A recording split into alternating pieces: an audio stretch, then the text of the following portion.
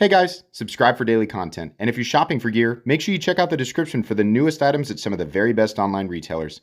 There's also links for some of the items that I personally recommend. Thanks! What's going on, YouTube? Metal Complex here, and today I've got another short, little unboxing video to share with you guys. What do we have here? 4 CJRB knives. Wasn't expecting anything, but I mean, truthfully, I'm usually not with CJRB. They just kind of send it, which is fine. These are a little heavier than normal. Could just be the box. It's probably all the same thing, but who knows? I'm going to open it up. We're just doing an unboxing and first impressions today. We'll open it up, see what it is. I'll have the appropriate links down in the description. It does help my channel when you use those links, but that's entirely up to you. Thanks to CJRB, who I presume sent this. Thanks to my patrons for supporting me. And make sure your notifications are turned on for the Metal Complex YouTube channel. Let's do these one at a time. That one is particularly heavy. Maybe it's in my head. Any indication whatsoever on the outside? No, none. It's a total mystery. We will use the obsidian toenail. There we go. Oh, wait, it's double locked. Sorry, there's double. It's got the safety. There we go. And let's find out. Okay, still pretty heavy. Not like monstrously heavy. Just, it's not. I don't think it's a small knife. What do we have? What do we have? Oh, it's in. Well, that would explain this one feeling a little heavier. My goodness. Okay, so this is copper. Now this will instantly, I'm going to tell you right now, this is going to end up as a giveaway item. Some people, I learned this. Some people, their skin is, I don't know if it's just like more acidic or their touch is more acidic or something like that. Some people's hands will patina stuff like copper and brass faster than others. I found out that I have this, but like aggressively. So when it's like the Midas touch, but opposite, I patina copper. But, so, by me touching this, I think by me being in the general vicinity of this, it's going to patina. Some people's hands are like this, and some people's aren't. Mine are just aggressively so. So, this will end up inevitably as a giveaway item, and it will be pre-patinaed by Metal Complex. So, this appears... Oh, have you done something different now? Ooh, ooh! This feels very Feldspar-y. Ooh, is this the new Feldspar with? Oh, you did. Oh, did we do the top liner lock? Hold on. How do you engage? That appears to be the face right there. So that means in the open position, it's facing out. I believe this is CJRB's top liner lock. Yeah, look, there's the engagement mark right there. So this goes back and this slips into place behind it. Wonderful, wonderful. So we got to test it because this is the first time I've ever experienced this from this company. Tension feels pretty good. Now, these, and I keep saying I'm going to deep dive on this. All these new systems that are engaging similarly to the Spyderco compression lock, which, by the way, the patent has ended, so this can legally be done, there is still an element that keeps the Spyderco compression lock unique, the way that it sort of holds itself into position. Or as pressure is applied, I believe the compression lock is able to sort of double down on its own system, for lack of a better explanation. These top liner locks do not operate exactly the same way, and are as is the Spyderco compression lock is still reliant on a lot of tension from the lock bar. You have to have the lock wanting to go into place. Some of these newer systems do not have the appropriate amount of tension and probably not the appropriate lock face geometry. And I have personally on this channel, with multiple companies, seen disengagement with light spine pressure. With this type of locking system, it should be especially resistant to that. And in my opinion, as a non-professional, very casual knife toucher, I touch a lot of stuff on this rectangle. This is my whole world. This is my domain, right? I touch a lot of stuff. My opinion only goes so far. I think a lot of these things need heavier tension, and they need a second look at the lock face. But this remains to be seen with CJRB's new knife here. Now I'm calling this the Feldspar. I got to point out here, this is a beautiful parameter line, this milling here. I just love that. What do we have for the steel? Okay, it's AR RPM 9. Would have loved to see something else, but that's okay. We'll go for it. What's nice here is that CJRB is making an effort to do a different locking system. They're not doing a liner lock and they're not doing a crossbar lock. Okay? I have been pushing for this. I said every company needs to have their own version of this, whatever, the evolution of the compression lock, right? Every company. Good Lord! Wasn't expecting that. Hold on now. Hold on. Where's my stinky glove? My Mickey Mouse glove. God! Oh my goodness gracious. I thought this was just going to be a bunch of budget knives. God. Oh, sick. That is awesome. Look at those inlays, man. Wow. Ooh, and the button is more pill-shaped. Is this a freaking frame lock? Woo! This is a button-operated rear engaging frame. I've never seen one. Never seen anything like this. Where do you engage? Oh, how interesting. How interesting. This one's different. This one engages. No, it's not. What the heck? That's so weird. Hold on. So yeah, this one here and here. Okay, this one here. It's a rear engaging frame lock. What the heck, man? Super cool. Ooh, super cool. Ooh, I hope there's more than one in here that's not super shiny. I don't want to bang on that one. I don't want to. Hold on. Let's see what else we got. God, that's gorgeous. I love that. Ooh, this is not the video I expected to do today. Ooh, super fun. Okay, hold on. Let's get this opened up. We got to see. God, these are airtight, man. The tolerances on the boxes are good. Here we go. Okay. So, will you be making? So I'm under the impression that we will have 2 tiers of these locks. We will have. Yeah, I'm correct. Good. We can test both the frame lock and the liner lock. So here's the standard version. And by the way, contoured and micro milled, very cool. The detemp feels really good. Oh, that is crispy. This feels great. This feels great.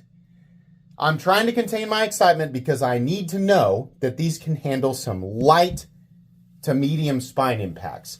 I don't love that test because I think people go overboard with it and they start swinging it like a crazy, like an ejected baseball player, like bashing his bat against the posts on the dugout.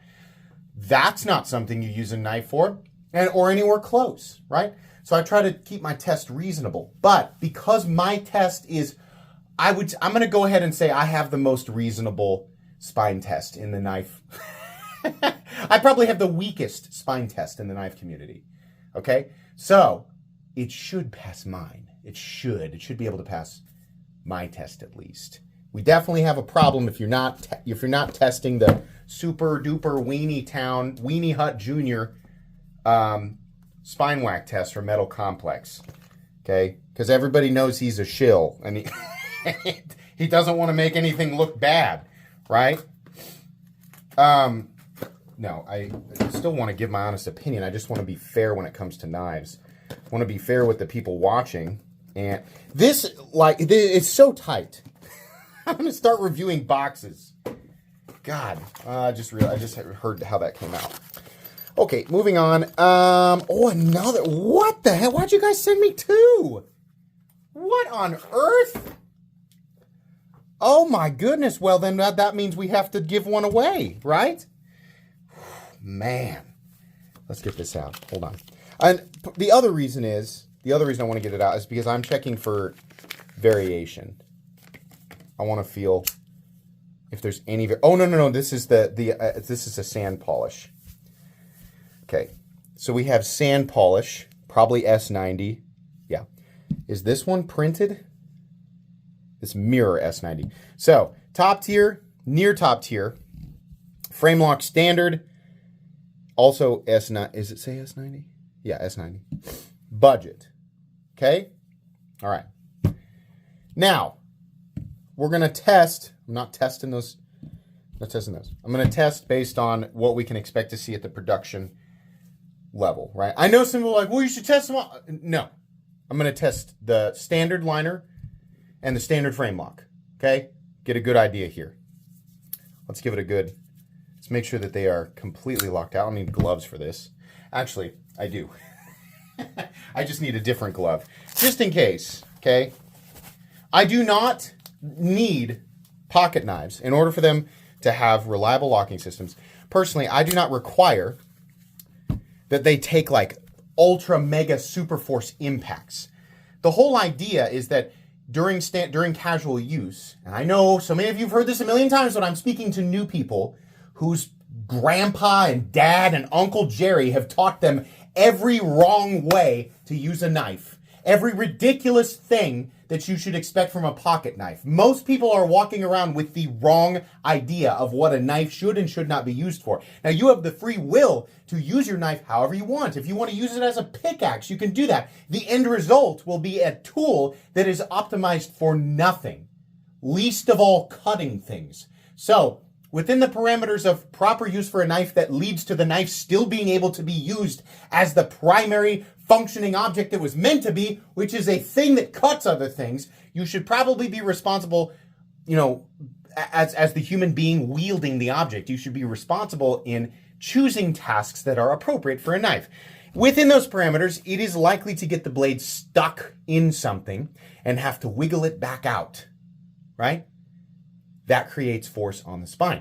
A reasonable locking system will resist that spine force enough to stay engaged. A bad lock will disengage and potentially cut you. Knives do not all need to have the strength of the triad lock. The triad lock is cool.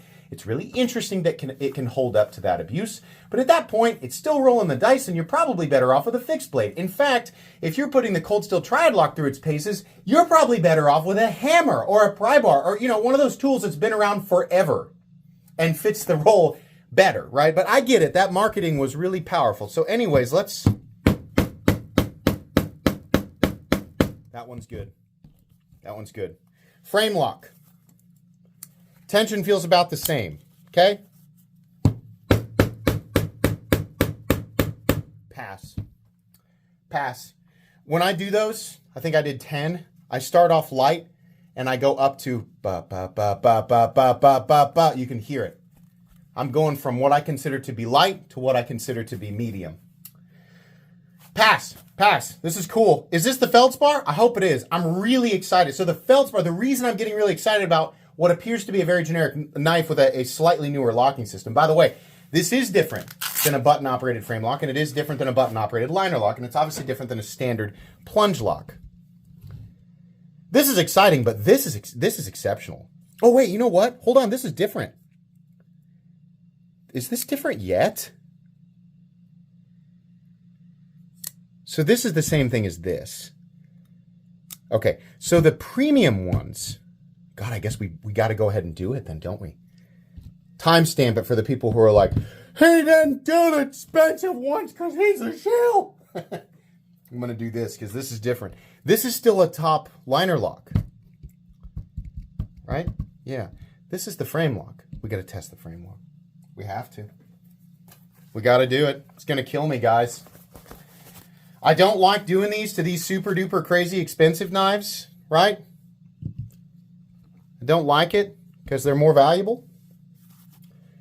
But you can say, oh, what's the big deal? Nobody's ever going to use a knife like that anyway. That's wrong. Some people will. Tension on that feels really good. I gave that one some extra. Pass. Pass. Still solid, too. Very good. How about this one? Solid. How about this one? Solid. We're not doing the mirror polished one. I'm not doing it.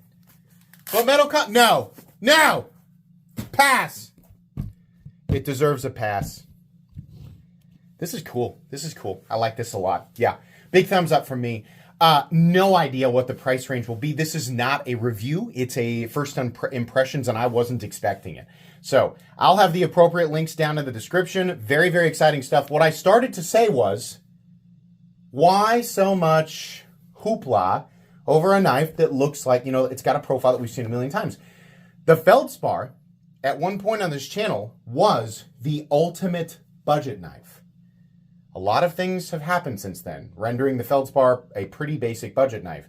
But at one point here, I think it was maybe 5 years ago, 4 years ago? No, it was like 5, maybe 6. The Feldspar was the king of budget knives. Nick Shabazz and I came to a similar conclusion at the same time. I don't know if he ranked it the absolute king, but I know he really liked it. And that inspired me to want to get it in hand. And then I was like, oh my gosh, it's really great, right? It's cool that they brought it back this way. This is kind of a legacy knife, right? We're bringing the Feldspar back. Very, very interesting. Oh, that makes me excited. Okay, that's going to be it today, guys. Please make sure, there it is.